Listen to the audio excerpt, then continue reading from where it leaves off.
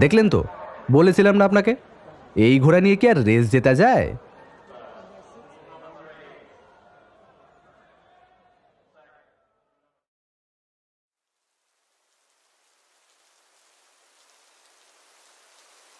বৃষ্টি এলে সবচেয়ে বেশি ভালো লাগে খিচুড়ি আর বেগুন ভাজা। তাই আজ সকাল থেকে যখন ঝিরঝিরে বৃষ্টি নিয়ে আকাশ কালো করে এলো, তখন ব্যোমকেশ তার কাজের টেবিলের ওপর দুটো হাত রেখে ঘোষণার ভঙ্গিতে বলল, অজিত, তোমার বউঠানকে বলে দাও আজ দুপুরে মুগের ডালের খিচুড়ি আর গোল গোল করে লাল লাল করে বেগুন ভাজা বরাদ্দ হোক বন্দীদের জন্য। আমি ব্যোমকেশের কথার উত্তর না দিয়ে জোর গলায় বললাম, বউঠান, তোমার বন্দির শেষ ইচ্ছে হয়েছে খিচুড়ি আর বেগুন ভাজা খাবে। ব্যোমকেশ নিঃশব্দে সামান্য হাসল, তারপর বলল, এই বৃষ্টি এলে কিন্তু বেশ অন্যরকম হয়ে যায় সবকিছু। তুমি যে আরো ভালো বুঝবে, তুমি যে কলম চালাও। দেখো, যারা কলম চালায় তারা যে সবার থেকে এই সাধারণ ব্যাপারগুলো ভালো বুঝবে এ ধারণা কিন্তু ভুল। ফারাক একটা আছে, তবে তা অন্য জায়গায়। তা কি ফারাক বলো শুনি। আমি ভালো করে চেয়ারে হেলান দিয়ে বললাম, মনে করো একজন লেখক আর একজন সাধারণ মানুষ এক সময় একই দৃশ্য দেখছে। তার মানে এই নয় যে সাধারণ একজন মানুষ সেই দৃশ্য দেখে যা ভাবছে তা লেখকের ভাবনার চেয়ে কম। আসল সমস্যাটা হলো লেখক অতি সাধারণ ব্যাপারকে এত রঞ্জিত করে সুন্দর করে বলতে বা লিখতে পারবেন, তা সাধারণ মানুষ হয়তো পারবে না, অথচ সে হয়তো ভেবেছে আরো বেশি কিছু।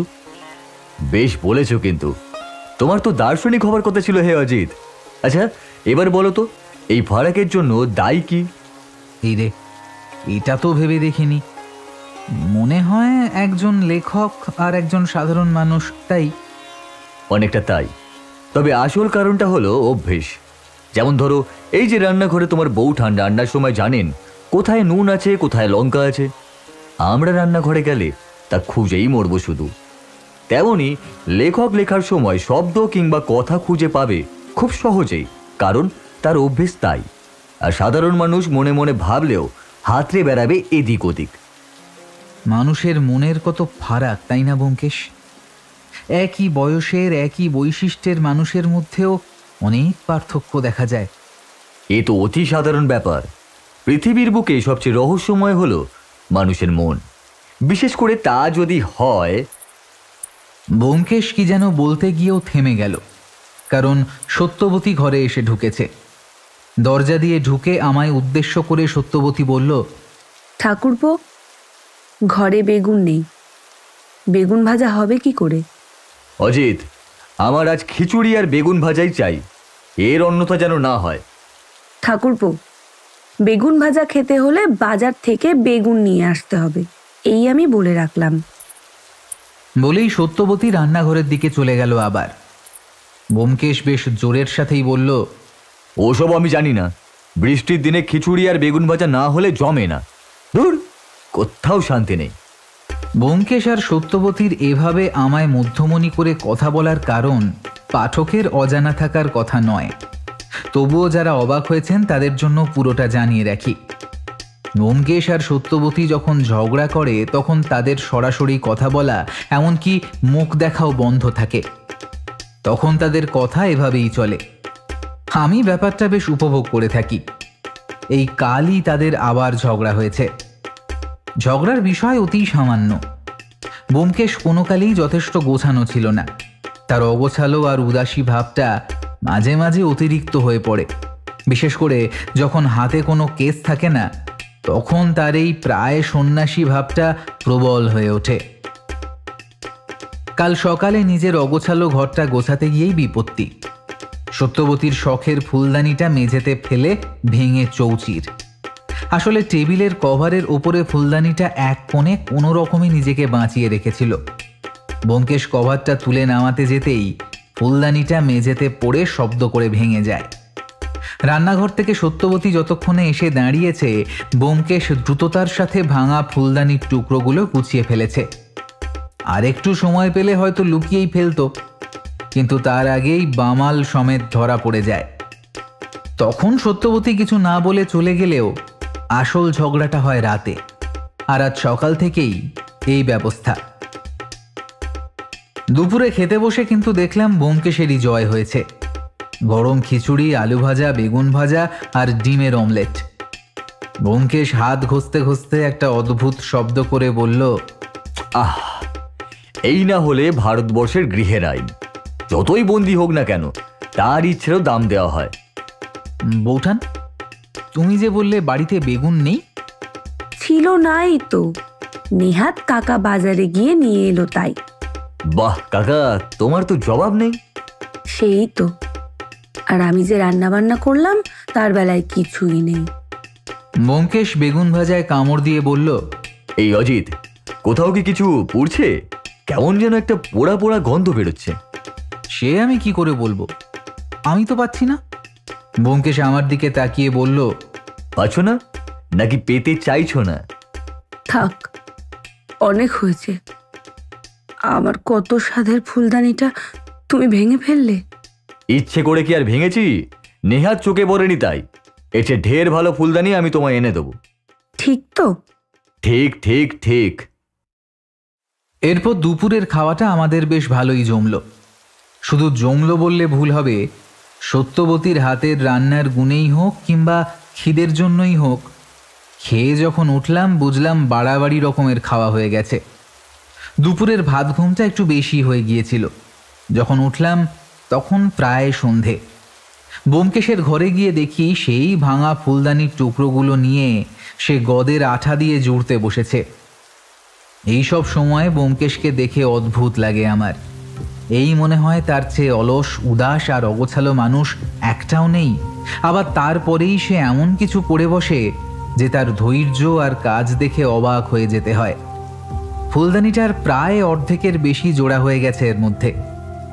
আমি বসতে বসতে বললাম, তা এটা নিয়ে কতক্ষণ পড়ে আছো? ব্যোমকেশ আমার দিকে না তাকিয়েই বলল, তুমি যখন নাক ডাকিয়ে ঘুমোতে গেলে তখন থেকেই। এই বাজে কথা বলো না, আমি মোটেই নাক ডাকি না। যে নাক ডাকে সে কি কখনো বোঝে যে সে নাক ডাকছে? বোঝে বাকিরা, যারা না ঘুমিয়ে জেগে থেকে শুনতে পায়। কিন্তু আমি যে নাক ডাকি তা তো আগে আমায় বলনি। আগে বলার প্রয়োজন হয়নি তাই। এর মাঝেই সত্যবতী চা নিয়ে এলো এক কাপ। আমায় দেখে বলল, ও ঠাকুরপো, তুমি উঠে পড়েছো? কাকা, আরেক কাপ চা দিয়ে যাও তো। এই বৌঠান, একটা সত্যি কথা বলো তো, আমি কি নাক ডাকি? সত্যবতী অবাক হয়ে বলল, নিশ্চয়ই ও বলেছে। যত সব বাজে কথা। নাক তো ও ডাকে, সারা রাত ধরে নাক ডাকে। বাবা, সে কি ডাক, যেন মেঘ ডাকছে। এটা খুব সহজ মিথ্যে কথা হয়ে গেল না? আমি যদি নাক ডাকতাম তাহলে কি তুমি আমায় তোমার পাশে শুতে দিতে? সেই সৌভাগ্য কি তাহলে আমার হতো? ব্যোমকেশ অতি সাধারণভাবে কথা বললেও সত্যবতী লজ্জা পেল, তাই তাড়াতাড়ি বেরিয়ে চলে গেল। আমি আবার এই বিষয় নিয়ে কিছু বলতে যাব, তার আগেই পুঁটিরাম চা নিয়ে এসে বলল, দাদাবাবু, একজন এসেছেন, তোমার সাথে দেখা করতে চাইছেন। ব্যোমকেশ ফুলদানিটার শেষ টুকরোটা সাবধানে লাগিয়ে সেটা টেবিলের ওপর রেখে একটা কাগজে হাতের আঠা মুছতে মুছতে বলল, পাঠিয়ে দাও। আমি চায়ের কাপ মুখে তুলেছি, ঠিক এমন সময় ঘরে এসে যিনি ঢুকলেন তাকে দেখে সিনেমার সেই কাউবয়ের কথা মনে পড়ে যায়। সিনেমার পর্দায় দেখা ঘোড়ার পিঠে বসা খাঁকি পোশাক আর হ্যাট পরিহিত যে মানুষ দেখা যায়, তার সাথে এনার পার্থক্য শুধু এই যে ইনি হেঁটে এসে ঘরে ঢুকলেন। ঘরে এসে নিজের মাথার হ্যাটই বলছি, না হলে আবার কখন হ্যাট টুপি বলে ফেলবো, খুলে বেশ অভ্যস্ত কায়দায় বগলের মাঝে চেপে ধরে হাত জোর করে নমস্কার করলেন। আমি এই ফাঁকে তাকে আপাদমস্তক দেখে নিলাম। আগেই বলেছি, পরনে খাঁকি পোশাক, একই রঙের জামা আর প্যান্ট, পায়ে হয়তো গামবুট বা ওই জাতীয় কিছু একটা ছিল, এখন তার বদলে খালি পা। তবে মুখের রঙের সাথে পায়ের রঙের ফারাক এতটাই যে স্পষ্ট বোঝা যায় বেশিরভাগ সময় তার পায়ের পাতা ঢাকা থাকে। মুখে সুন্দর করে কামানো দাড়ি, তবে বেশ বড় লম্বা গোঁফ। মাথার কালো চুল লম্বা হয়ে কাঁধের কাছে পড়েছে। লম্বা প্রশস্ত কপাল, বেশ তীক্ষ্ণ তবে একটু কোটরে বসা চোখ। মুখের রং সামান্য ময়লা হলেও বোঝাই যাচ্ছে তা রোদে পুড়ে পুড়ে হয়েছে। ভদ্রলোক হাত জোড় করে বললেন, নমস্কার, যদি ভুল না করি আপনি ব্যোমকেশ বক্সী, মানে ওই ডিটেকটিভ ব্যোমকেশ বক্সী। ব্যোমকেশ প্রতি নমস্কার করে বলল, বসুন। হ্যাঁ, আমি ব্যোমকেশ বক্সী, তবে ডিটেকটিভ কিংবা গোয়েন্দা নই, আমি সত্যান্বেষী। ও আচ্ছা আচ্ছা, আসলে আপনার কাছে এই অসময়ে আসার একটা কারণ রয়েছে। দেখি তো আপনি বলতে পারেন কিনা সেই কারণ। বলে একটু হাসি মুখে তাকিয়ে রইলেন ব্যোমকেশের দিকে। ব্যোমকেশ নিজের চেয়ারে বসেছিল, এবার হাত দুটো পিছনে রেখে বলল, মনে হচ্ছে আপনি একজন ঘোড়সওয়ার কিংবা জকি, ওই যারা ঘোড়ার পিঠে বসে বা রেসের মাঠের ঘোড়ায় যারা থাকে আর কি। সেটা তো আমার পোশাক দেখেই বোঝা যাচ্ছে। হ্যাঁ, যাচ্ছে। সবকিছুই যে চোখে দেখেই বলা যায় বিক্রমবাবু। এবার যেন তিনি অবাক হলেন। তারপর কিছু বলতে যাবার আগেই ব্যোমকেশ বলে উঠল, আপনার জামার পকেটের কাছেই আপনার নাম লেখা রয়েছে। আর আমার সমস্যার ব্যাপারটা?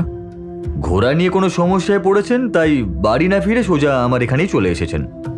অবাক হবার পালাটা আরো বাড়ল ভদ্রলোকের, তাই বললেন, সোজা আপনার কাছেই এসেছি, কিন্তু কিভাবে ধরলেন? জামার কলারের কাছে ঘামে ভিজে দাগ হয়ে আছে। আপনি যদি বাড়ি ফিরতেন তাহলে নিশ্চয়ই অন্য জামা পরে আসতেন। আপনার লক্ষ্য করার ক্ষমতা কিন্তু বেশ ভালো। হ্যাঁ, আমি একেবারে মাঠ থেকেই আসছি। আসলে একটা অদ্ভুত সমস্যায় পড়েছি, তার জন্যই আপনার কাছে আসা। সব শুনবো আপনার কথা, তার আগে আমার একটা প্রশ্ন আছে। হ্যাঁ, বলুন। আপনি কি কাদা কিংবা জলের মধ্যে দিয়ে হেঁটেছেন? আজ বৃষ্টি হয়ে একটু সমস্যায় ফেলে দিয়েছে, সেসব গুছিয়ে আসতে হয়েছে। তবে কেন বলুন তো? এমনি কিছু নয়, আপনি বলুন আপনার কি বলার আছে। বিক্রমবাবুর জন্য চা এসে গিয়েছিল, সেটা তুলে নিয়ে এক চুমুক দিয়ে তিনি বললেন, শুরুটা ঠিক কোথা থেকে করব বুঝতে পারছি না। তবে শুনুন, আমার নাম বিক্রম জয়সওয়াল। আমার আসল বাড়ি এখানে নয়, উত্তরপ্রদেশের কাছে। প্রায় 20 বছর হলো আমি এখানে আছি। আমার কাজ হলো যাকে বলে ওই জকি, ঘোড়া চালানো, ঘোড়াকে ট্রেনিং দেওয়া, এই আমার কাজ। কলকাতার রেসের মাঠে আমি প্রায় 5 বছর ধরে ঘোড়া চালাচ্ছি। বললে বেশি বলা হবে না যে সপ্তাহে একবার যে ঘোড়ার রেস হয় তাতে আমার ঘোড়া লক্ষ্মী বেশিরভাগই জেতে। আসলে ওরকম একটা তেজি ঘোড়া এই শহরে আর কারোর কাছে আছে বলে আমার মনে হয় না। হ্যাঁ, মাঝে মাঝে যে হারিনি তা বলবো না, তবে তা আমার ভুলে কিংবা লক্ষ্মীর অন্যমনস্ক হয়ে যাওয়ার জন্যই। আমি কিন্তু ঘোড়ার রেসে জেতা পয়সা পুরোটা একা নিই না।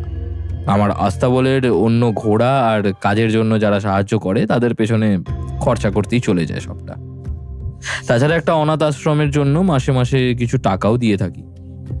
ব্যোমকেশ বাবু, পয়সা হলো বালির মতো। এই আজ আমার হাতে তো কাল আমার হাত গলে গিয়ে বসবে আপনার হাতে, তারপর আবার আপনার হাত গলে অন্য কারোর হাতে। তাই যা আয় হয় তার কিছুটা দেশের বাড়ি পাঠিয়ে দিয়ে বাকি সব খরচ করে ফেলি এদিক ওদিক। এই সময় ব্যোমকেশ একবার থামালো ভদ্রলোককে, বলল, আপনার ঘোড়ার নাম বলছেন লক্ষ্মী, ওই একটা ঘোড়া নিয়ে কি আপনি রেসের মাঠে নামেন? অন্য ঘোড়া নেন না কেন? লক্ষ্মীর মতো তেজি ঘোড়া আমার অস্তাবলে আর একটাও নেই। তাছাড়া লক্ষ্মী আমার কথা বোঝে।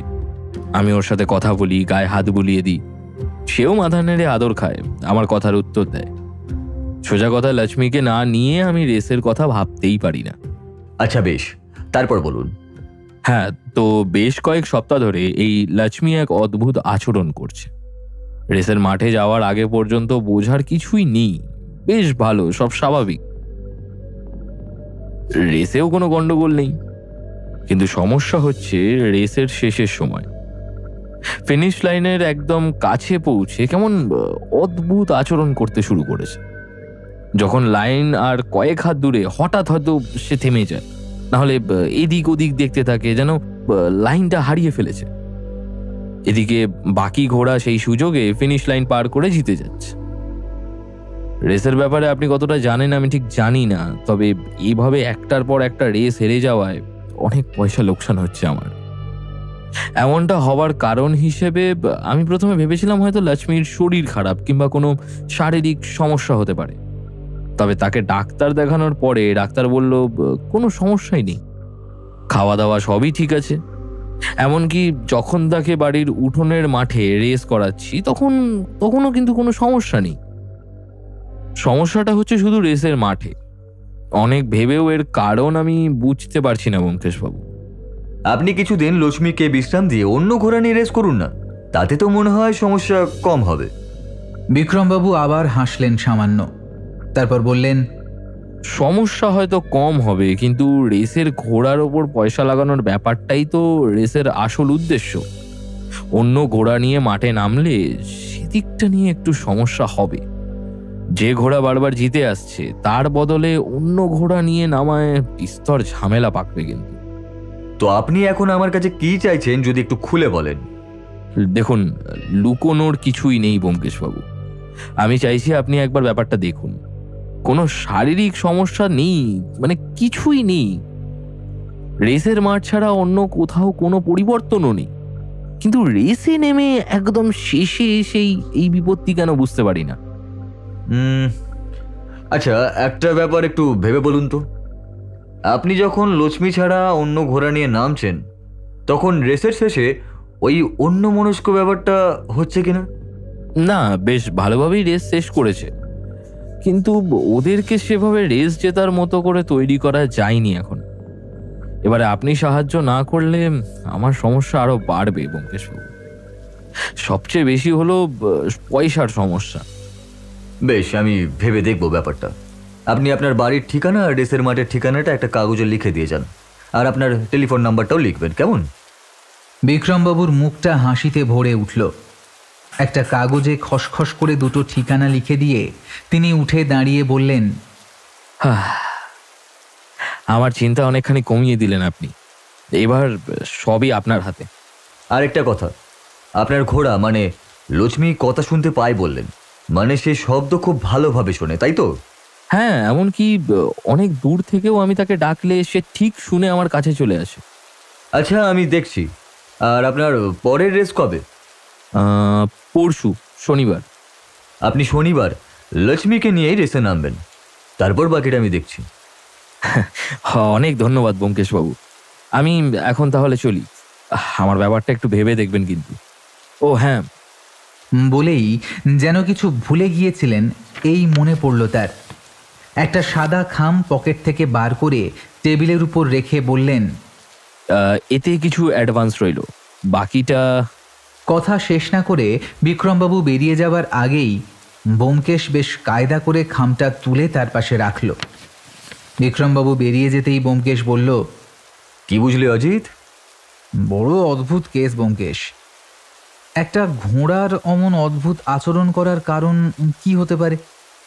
যেখানে ডাক্তার বলছেন কোনো শারীরিক সমস্যা নেই, তাতে শুধুমাত্র রেসের মাঠে একদম শেষে এমন পরিবর্তন হবার কারণ কি? সেটাই তো অজিত, যদি ব্যাপারটা ভয়ের কারণেই হতো তাহলে তো রেসের মাঠে পা দিয়েই অস্বস্তিটা ধরতে পারতেন বিক্রমবাবু। কিন্তু এতদিন ধরে রেসের মাঠে যে ঘোড়া জিতে এসেছে তার মনে হঠাৎ করে ভয় ঢোকার কারণটাই বা কি হতে পারে? আমার কিন্তু একটা ব্যাপার মনে হচ্ছে, বুঝলে? বলে ফেলো। এরকম ঘোড়াকে ট্রেনিং দিতে হয়। বিক্রমবাবু বললেন তিনিই লক্ষ্মীকে ট্রেনিং দেন, তবে তার বাড়িতে এই কাজের জন্য আরও লোক আছে। এমন কিছু কি হতে পারে যে তাদের মধ্যেই কেউ কিছু করেছে? আগে কারণটা খুঁজে বার করতে হবে অজিত। যদি কেউ কিছু করেও থাকে তাহলে সে কি করেছে তা না জানা পর্যন্ত কিছুই বলা সম্ভব নয়। তাহলে কি করবে ভাবছো? এখন আর কিছুই করার নেই। পরশু আগে রেসের মাঠে গিয়ে লক্ষ্মীকে আর রেসের শেষের ব্যাপারটা নিজের চোখে দেখতে হবে, তবেই আমরা পরবর্তী পদক্ষেপ নিয়ে ভাবতে পারবো। বিক্রমবাবুর বাড়িতে গিয়ে দেখলেই তো হয়। সে তো যেতেই হবে, তবে ধাপে ধাপে। ক্রাইম সেখানে হবে, সেই স্পটটা আগে না দেখে ভিকটিমের বাড়িতে গিয়ে কি কোনো লাভ হবে? আগে ক্রাইম স্পটটা দেখা দরকার। বিক্রমবাবু অ্যাডভান্স দিয়ে গেছেন তার এই খারাপ সময়েও, তার মানে ব্যাপারটা তার কাছে খুবই গুরুত্বপূর্ণ। অযথা ভুল করে কিংবা সময় নষ্ট করে লাভ নেই। প্রথমে রেসের মাঠ আর তারপরে বিক্রমবাবুর বাড়ির রাস্তা বল, তার আগে অন্য কিচ্ছু নয় অজিত। তবে তাই হোক, তুমি যা ভালো বোঝো। ব্যোমকেশ আর কিছু বলল না, নিজের চেয়ার ছেড়ে উঠে দাঁড়িয়ে জানলার কাছে গেল। তারপর আমায় বলল, অজিত, বৃষ্টিটা ধরে এসেছে, তুমি একটু বসো, আমি চট করে একটা কাজ সেরে আসি। এই শুরু হলো। কেস হাতে আসতে আসতেই আমায় ছাড়া বেরিয়ে পড়া শুরু। এ তোমার ভারী অন্যায় ব্যোমকেশ। কেস হাতে এসেছে সবে, কাজ তো শুরু করিনি, এখনই এত অধৈর্য হচ্ছ কেন? আমার একটা অন্য কাজ আছে, আমি আসছি এক্ষুনি।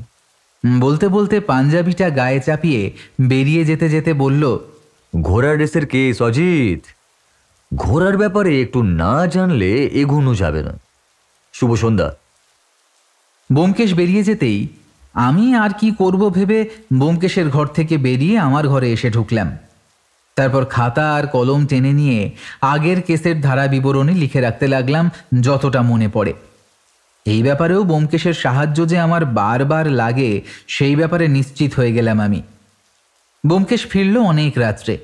যখন সে এলো তখন আমি আর সত্যবতী তার ঘরে বসে গল্প করছি। আমাদের উদ্দেশ্য করে ব্যোমকেশ বলল, তা কি রাজা উজির মারলে তোমরা?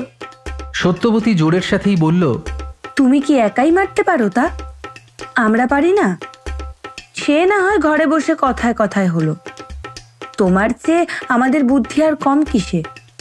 সে কথা অস্বীকার করে এমন আহাম্মক কি আর আছে? তুমি যে আমার বুদ্ধির ঘরে ধুনো দিয়ে দিয়ে তা জ্বালিয়ে রেখেছ, তা তো স্বীকার করতেই হয়। আমি হাসলাম, কিছু বললাম না। ব্যোমকেশ যে সত্যবতীকে খোঁচা মেরেই কথাটা বলল তা আমি স্পষ্ট বুঝলাম। তাই ব্যাপারটা আরেকটু রসপ্রদ করার জন্য বললাম, এমন একটা কেস আছে যাতে কিন্তু ব্যোমকেশও নাকানি চোবানি খাচ্ছে বৌঠান। তুমি যদি কিছু কিনারা করতে পারো। আমার কথা শেষ হতেই ব্যোমকেশ ফাঁকা চেয়ারে বসে বলল, ভালো কথা মনে করিয়েছো অজিত। দেখো সত্য, রেসের মাঠে যে অনেক ঘোড়া একসাথে দৌড়োয় প্রথম হওয়ার জন্য, তা তো তোমার জানাই। সত্যবতী মাথা নাড়িয়ে উৎসুক চোখে তাকিয়ে রইল। এবার একটা ঘোড়া প্রতিবারই ওই রেস জিতে আসছে, কিন্তু সম্প্রতি কোনো এক অজানা কারণে ঠিক রেস শেষ হবার মুহূর্তে ঘোড়াটা বেগরবাই করে রেস হেরে যাচ্ছে। কোনো কারণে ভয় পাচ্ছে না তো? কিছু দেখে ভয় পেলে তো সেটা ঘোড়ার পিঠে বসে থাকা লোকটাও দেখতে পেত। আর রেস শেষ হবার মুহূর্তেই কেন ব্যাপারটা হবে, তার আগে বা অন্য সময়ও তো হওয়াটা স্বাভাবিক। সত্যবতী যেন গভীরভাবে ভাবছে এমন মুখ করে বসে রইল। তারপর বলল, আমার মাথায় তো কিছুই আসছে না।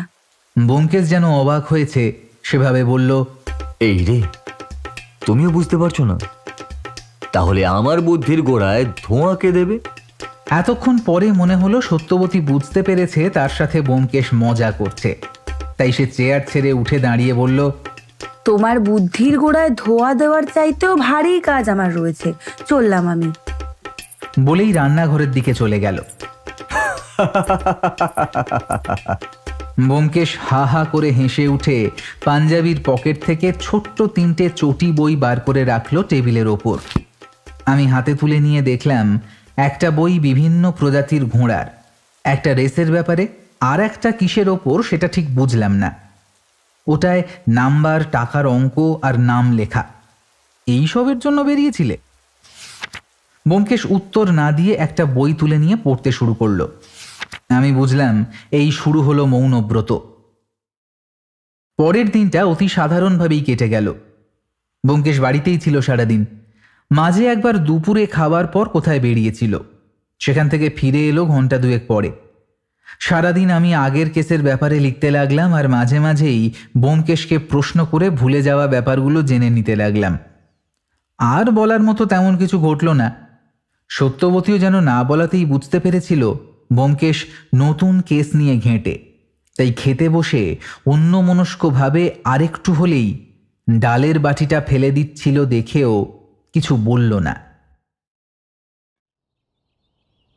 রেসের মাঠে যাওয়ার জন্য যে এক ধরনের পাস পাওয়া যায়, এ তথ্যটা আমার কাছে নতুন ছিল। আগের দিন দুপুরে ব্যোমকেশ যে এই ব্যাপারটার জন্যই বেরিয়েছিল তা বুঝতে পারলাম রেসের মাঠে পৌঁছে। এ যাবৎ পুলিশের কিছু কেস আর ব্যক্তিগত কয়েকটা কেসে সাফল্য পাওয়ার জন্যই হোক, কিছু ব্যাপারে ব্যোমকেশ অগ্রাধিকার পেয়েই যায়। তবে তার চেনা লোক যে এখানেও বেরিয়ে পড়বে তা তো জানা কথাই। রেসের মাঠে গেট পেরিয়ে ঢুকতে ঢুকতেই একজন বলে উঠল, আরে গোয়েন্দা বাবু, এখানে কি মনে করে?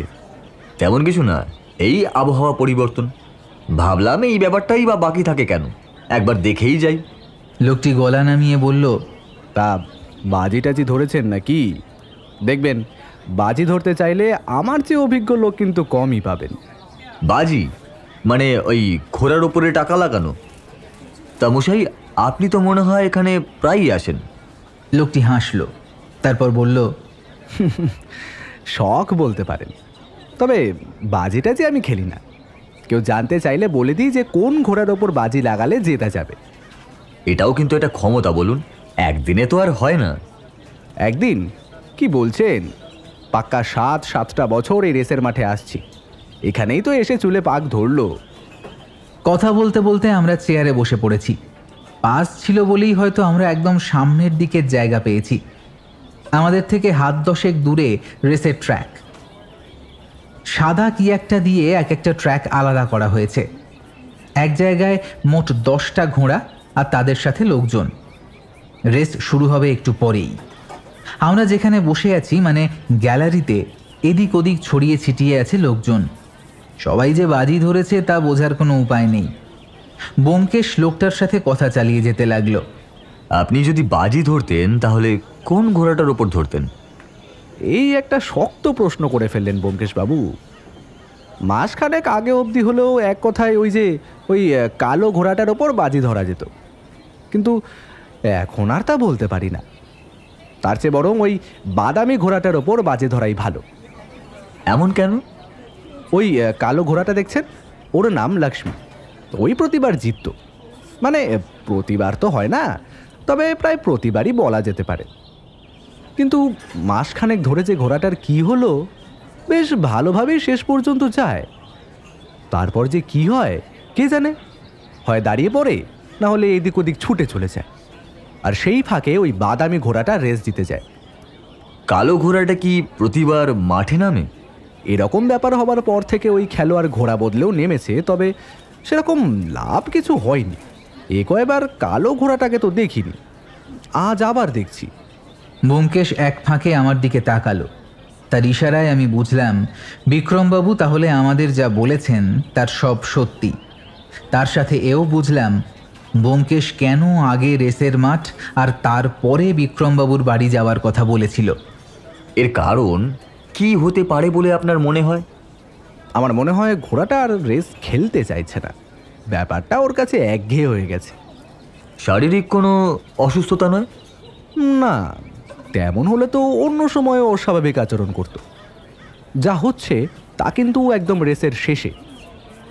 ওই যে রেস শুরু হচ্ছে, দেখুন দেখুন। ঘোড়ার রেস এই প্রথমবার দেখছি আমি, তাই মন দিয়ে দেখতে লাগলাম। বন্দুকের আওয়াজ হওয়ার সাথে সাথেই ঘোড়াগুলো দৌড়তে শুরু করলো। এতক্ষণ ব্যোমকেশ আর লোকটার কথা শুনেই আমি বুঝেছিলাম ওই কালো ঘোড়াটাই হলো লক্ষ্মী।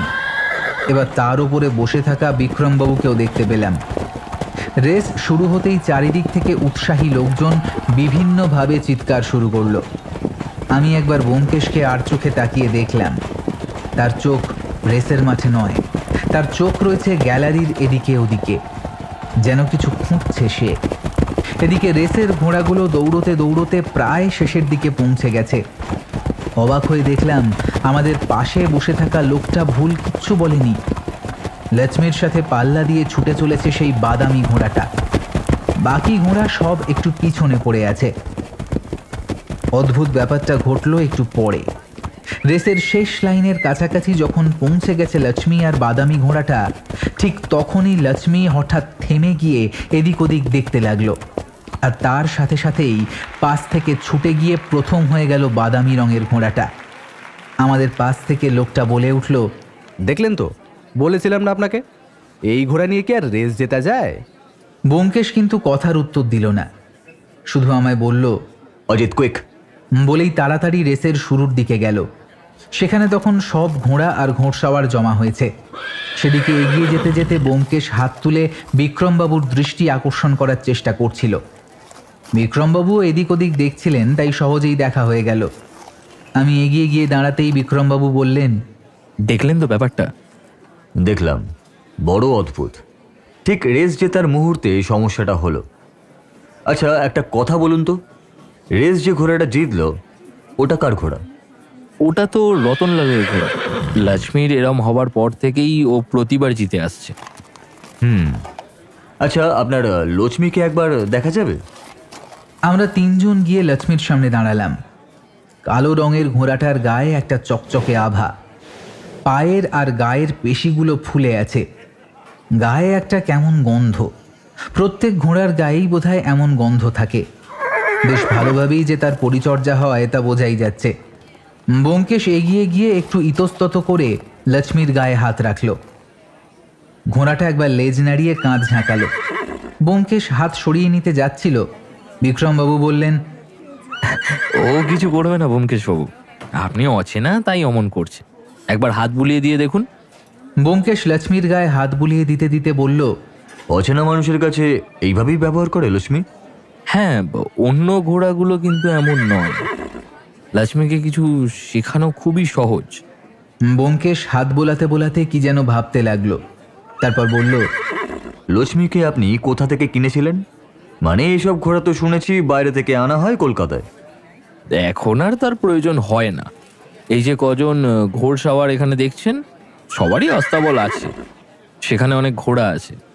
কারো দরকার হলে আমরা একে অন্যের থেকেই কিনে নিই, তাতে ঘোড়াও বাইরে যায় না আর শিখিয়ে নিতে সুবিধা হয়। লক্ষ্মীকে আমি রতনলালের কাছ থেকেই কিনেছিলাম, তখনও অনেক ছোট। ব্যোমকেশ লক্ষ্মীর গায়ে হাত বুলাতে থাকলেও আমি স্পষ্ট বুঝলাম যে তার মন অন্যদিকে। বারবার সে সেই বাদামি রঙের ঘোড়াটা আর তার মালিকের দিকে দেখছে। একটা সময় আমাদের দুজনকে অবাক করে ব্যোমকেশ বলল, অজিত, তুমি এখানে দাঁড়াও, আমি আসছি। বলে সেই বাদামি ঘোড়াটার কাছে চলে গেল। ঘটনার আকস্মিকতায় আমি যতটা অবাক হয়েছি তার থেকেও বেশি অবাক হয়েছে দেখলাম বিক্রমবাবু। আচ্ছা, হঠাৎ করে উনি ওদিকে গেলেন কেন বলুন তো? আমি নিজের অবাক ভাবটা চেপে রেখে বললাম, নিশ্চয়ই কেসের ব্যাপারে কোনো কথা বলতে গেছে। আমার কথায় যে খুব একটা সন্তুষ্ট হয়েছেন ভদ্রলোক তা আমার মনে হলো না। ব্যোমকেশ ফিরল বেশ খানিকক্ষণ পরে। তার মুখে একটা চিন্তার দাগ বেশ স্পষ্টভাবেই খেলা করছে। বিক্রমবাবু প্রশ্ন করলেন, কিছু বুঝলেন ব্যোমকেশবাবু? খুব স্পষ্ট কিছু নয়, তবে একটা অনুমান আমি করতে পারছি। আজ এখানে আসাটা মাঠে মারা যায়নি। আজ আপনি ফিরে যান, কাল সকালে আমি একবার আপনার বাড়িতে যাব।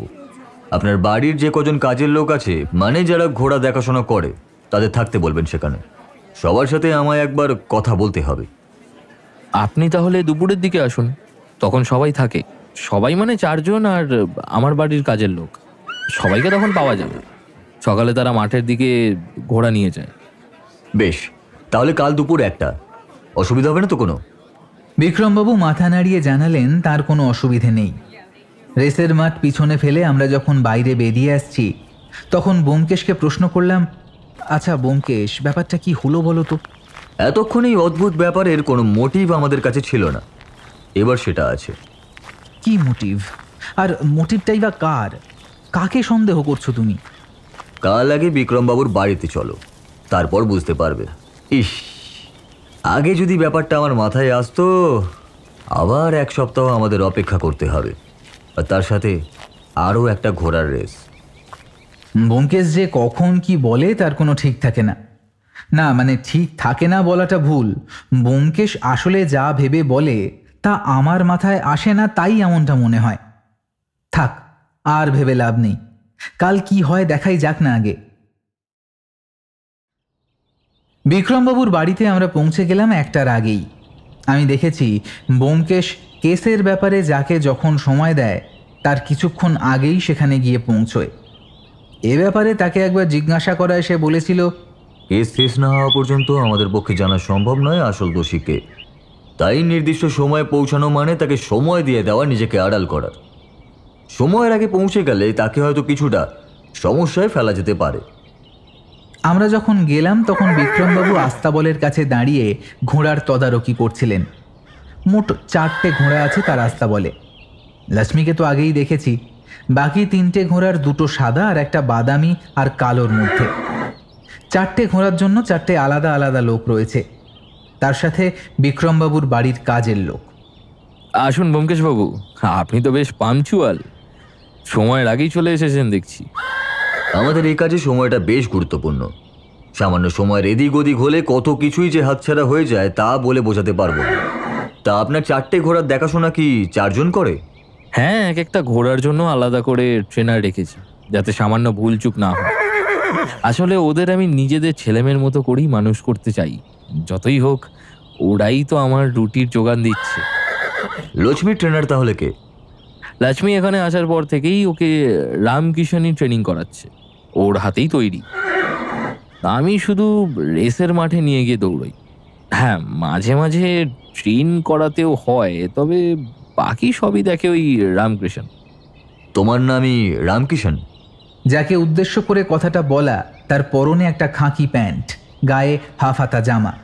লক্ষ্মীর সামনে বসে একটা বড় মাটির পাত্রে ঘাস আর কি একটা খাওয়াচ্ছে। পরে শুনেছি ওগুলোকে বলে দাবনা। हाँ सर। কতদিন ধরে আছো তুমি এখানে? কথা বলতে বলতে ব্যোমকেশ এগিয়ে গিয়ে হাত রাখল লক্ষ্মীর গায়ে। একবার হাত বুলিয়ে দিতেই লক্ষ্মী খাওয়া ছেড়ে একবার একটা ডাক ছেড়ে ব্যোমকেশের দিকে মুখটা তুলল। তারপর চোখ বুজে নিজের মুখটা এগিয়ে দিল। ব্যোমকেশ এবার মুখের লোমের ওপর হাত বোলাতে বোলাতে বলল, লক্ষ্মীকে বাড়ির বাইরে মানে মাঠে তুমিই বেড়াতে নিয়ে যাও তো? हाँ सर, और खावा बेड़ानो ट्रेनिंग ये सब देखाई तो हमार काज। রেসের মাঠে লক্ষ্মী অদ্ভুত ব্যবহার করছে, সেটা কি তুমি জানো?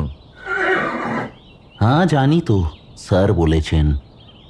তুমি তো ওকে ট্রেনিং করাও, তুমি জানো না এটা কেন হচ্ছে? না স্যার, অনেক সময় ঘোড়ার শরীর খারাপ থাকলে কিংবা ভয় পেলে এমনটা হয়ে থাকে। কিন্তু ডাক্তার লক্ষ্মীকে দেখে গেছে, আর এমনিতেও খুব সাহসী, ভয় পায় না। এমনটা কেন হচ্ছে বুঝতেই পারছি না। তোমার ট্রেনিংয়ে কোনো ঘাটতি থেকে যাচ্ছে না তো? তা হতেই পারে না, এমনিতেও যখন দৌড়োয় সব ঠিকই থাকে। রেসের মাঠেই সমস্যাটা হচ্ছে।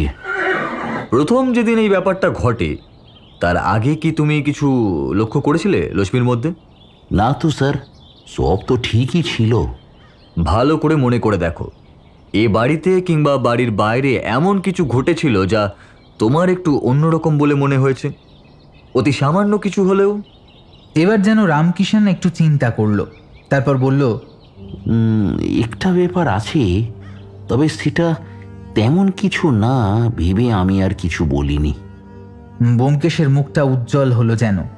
আমি স্পষ্ট বুঝতে পারলাম রামকিষণ এমন কিছু বলতে চলেছে যা ব্যোমকেশ আগেই অনুমান করে এসেছে।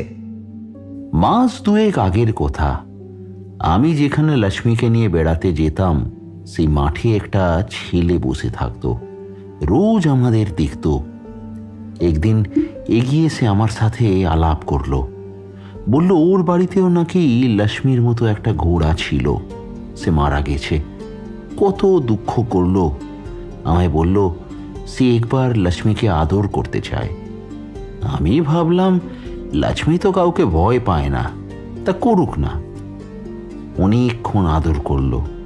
আমি ভাবলাম আহারে, নিজের ঘোড়াটা মারা গেছে, এখন অন্য ঘোড়াকে আদর করে মনের কষ্ট কমাচ্ছে। তা সে মাঝে মাঝে আসতো লক্ষ্মীকে ঘোরাতে, শীষ দিয়ে ডাকতো লক্ষ্মীকে। এটা তেমন কিছু না ভেবে আমি আর কিছু বলিনি। ব্যোমকেশ যেন এটা শোনার অপেক্ষাতেই ছিল। তাকে দেখলে তুমি কি চিনতে পারবে? হ্যাঁ হ্যাঁ, খুব ভালো করি। কিন্তু কেন স্যার? ব্যোমকেশ অন্যমনস্কভাবে বলে উঠল, কারণ একমাত্র তুমিই তাকে চেনো, আর এই পুরো ব্যাপারটার সাক্ষী তুমি। আরও গোটা একটা সপ্তাহ কেটে গেল। এর মাঝে কেসটা নিয়ে যে ব্যোমকেশ রীতিমতো উঠে পড়ে লেগেছে তা নিয়ে কোনো সন্দেহ নেই। অথচ খুলে সে আমায় কিছুই বলছে না। রামকিষণের কাছ থেকে সেই যে ছেলেটির ব্যাপারে খবর পেয়েছিল তা নিয়েই যে সে খোঁজ চালাচ্ছে তা আমি জানি। কিন্তু বিক্রমবাবুর ঘোড়ার অদ্ভুত আচরণের ব্যাপার বাদ দিয়ে যখন ব্যোমকেশ এমন একটা অজানা ছেলের পিছনে লেগেছে, তখন বড় অদ্ভুত লাগলো আমার। গোটা একটা সপ্তাহ যখন বেরিয়ে যায় আর আমি কিছু জানতে চাইলেই ব্যোমকেশ বলে, অপেক্ষা করো অজিত, অপেক্ষা করো, সময় হলেই সব জানতে পারবে। আমি একদিন অধৈর্য হয়ে বলেই ফেললাম, এই তুমি কি করতে চাইছো বলো তো? 1 সপ্তাহ অপেক্ষা করতে হবে কেন? তোমার যদি কারোর ওপর সন্দেহ থাকে তাহলে তা তুমি প্রকাশ করছো না কেন? একটা জিনিসের বড্ড অভাব অজিত, প্রমাণ। এমন কোনো প্রমাণ কি তোমার হাতে আছে যাতে রেসের মাঠে লক্ষ্মীর ওরকম অদ্ভুত আচরণের সাথে তার কোনো যোগাযোগ দেখানো সম্ভব হবে? কেস নিয়ে তো আমি পড়ে নেই, তুমি পড়ে আছো। তাহলে প্রমাণ জোগাড় করা তো তোমারই কাজ। সেটাই করছি অজিত, সঠিক সময়ের জন্য অপেক্ষা। তার আগে কিংবা পরে কিছু করতে গেলে ব্যাপারটা ভেস্তে যেতে পারে। 1 সপ্তাহ অপেক্ষা মানে কি পরের সপ্তাহের শনিবার রেসের মাঠে? এই তো বুদ্ধি খুলেছে তোমার। বুদ্ধি আমার খোলতাই আছে, শুধু তোমারই তা মনে হয় না। অজিত, চড়ছো কেন? আমি কি তোমায় কখনো এই কথা বলেছি? তুমি সবই দেখো, সবই বোঝো, অথচ ঠিকভাবে দেখো না। তা যাই হোক, একটা খবর তোমায় জানাই অজিত। রতনলালকে মনে আছে? রতনলাল মানে ওই বাদামি রঙের ঘোড়ার মালিক? হ্যাঁ, যার কাছ থেকে বিক্রমবাবু লক্ষ্মীকে কিনেছিলেন। হ্যাঁ, তো তার আবার কি হলো? তিনি বিক্রমবাবুর কাছ থেকে লক্ষ্মীকে কিনতে চেয়েছেন। বলেছেন ছোটবেলায় লক্ষ্মী তো তার কাছেই ছিল, এখন তার মাথার কোনো গোলমাল হয়েছে হয়তো, তাই এরকম অদ্ভুত আচরণ করছে রেসের মাঠে। তাকে রতনলালের কাছে বেছে দিলে বেশ লাভও হবে বিক্রমবাবুর, আর লক্ষ্মীও কাছেই থাকবে। জেনে শুনে একটা পাগলা ঘোড়া তিনি কিনবেন? মানুষের মন বড় অদ্ভুত জিনিস অজিত, তার তল পাওয়া অসাধ্য। দেখতে দেখতে আমাদের রেসের মাঠে যাওয়ার দিন চলে এলো। আগের বারের মতোই আমরা গিয়ে বসলাম রেসের গ্যালারিতে। আসার পথে ব্যোমকেশ বলল, একটা কাজ করতে হবে অজিত, পারবে? তুমি বলেছো আর আমি করিনি, সেটা হয়েছে কখনো? তা হবে না আমি জানি, তার জন্যই তো তোমায় ভরসা করা। একবার সামনে তাকিয়ে দেখো তো, লোকটাকে চিনতে পারো নাকি? আমরা ততক্ষণে রেসের মাঠের কাছে চলে এসেছি। অবাক হয়ে সামনে তাকিয়ে দেখলাম একটা লোক দাঁড়িয়ে, চোখে রোদ চশমা, গালে লম্বা দাড়ি, মাথায় একটা টুপি, পরনে ঠিক রেসের লোকেদের মতোই খাঁকি পোশাক। এ কি, এ আবার কে? তাহলে ছদ্মবেশটা ভালোই হয়েছে। এবার একটু চশমাটা খোলো তো। লোকটি চশমা খুলে একগাল হাসল, আর আমি তক্ষুনি তাকে চিনতে পারলাম। আরে এ যে রামকিষান। তার চোখের নিচে একটা তিল ছিল, আর তার হাসিটা। কি করেছো ব্যোমকেশ তুমি? আমার কথা শেষ হওয়ার আগেই ব্যোমকেশ বলে উঠল, চুপ চুপ অজিত, কোথা থেকে কি শুনে ফেলবে। এখানে বেশিক্ষণ দাঁড়ানো যাবে না, চলো ভেতরে চলো। আমরা ভেতরে এলাম, তবে ব্যোমকেশ গেল অন্যদিকে আর আমি রামকিষানের সাথে গেলাম অন্যদিকে। রেস শুরু হতে তখনও আরও অনেকক্ষণ বাকি। রামকিষান এদিক ওদিক খুঁজতে লাগলো কাউকে। আমায় ব্যোমকেশ বলেছিল রামকিষানের থেকে একটু দূরে থেকে ওর ওপর নজর রাখতে, যাতে ওর কোনো বিপদ না হয়। আমি বিপদের কথা শুনে বলেছিলাম, আবার বিপদের সম্ভাবনাও আছে? ক্লাইম্যাক্সে একটু যে বিপদের সম্ভাবনা থেকেই থাকে অজিত। আমি একটু দূর থেকে রামকিষানকে লক্ষ্য রাখতে শুরু করলাম। চেয়ারের পাশ থেকে এদিক ওদিক হয়ে আমরা গ্যালারিটাকে প্রদক্ষিণ করছি। একবার তাকিয়ে দেখলাম বিক্রমবাবু তার ঘোড়া লক্ষ্মীকে নিয়ে আবার রেসের জন্য তৈরি হচ্ছেন।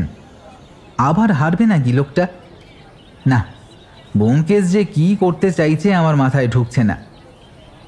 এদিকে তাকিয়ে দেখি অবাক কাণ্ড, রামকিষান একটা চেয়ারে বসে পড়েছে।